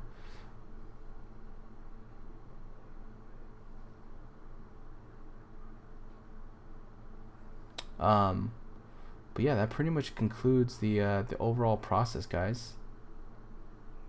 Let me know if you guys have if anyone has any questions while you're watching this video tutorial. If you guys have any requests for more videos like this, please let me know.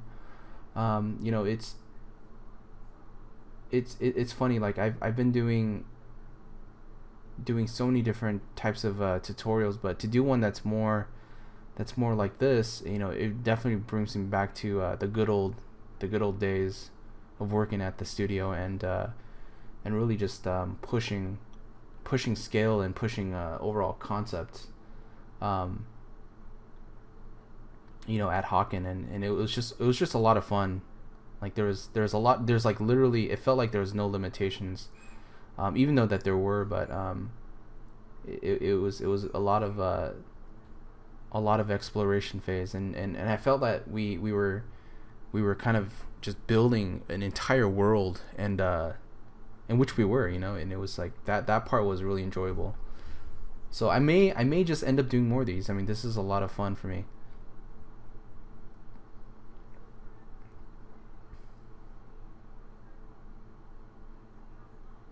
Another great source for being very proficient at this kind of method, I would highly recommend James Paik, who's one of my really good friends, and he actually kind of taught me this way of working.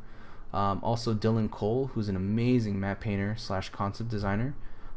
He has just the most insane techniques for implementing and getting a lot of this stuff to kind of like getting photos and things like that to work on such a high level. Definitely check out their tutorials whenever you guys get a chance. Yeah, I think I think those are the best sources that I've came across for this kind of work.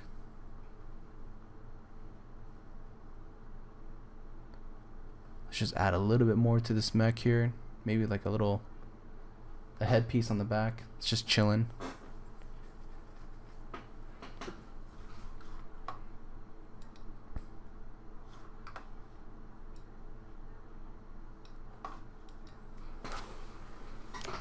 Got to make sure I sign my name, you know, the most important part.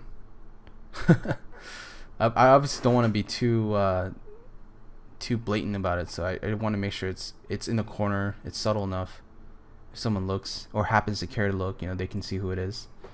Any last minute touch-ups here? It's probably gonna be just in some really minor textures, things like that. I'm gonna use a little bit of a smudge tool here, and this is a crazy tool right here. It actually will break the pixels around it, sample it, but it gives it such a really unique kind of breakup, and that's something that I really like to mess around with at the very end.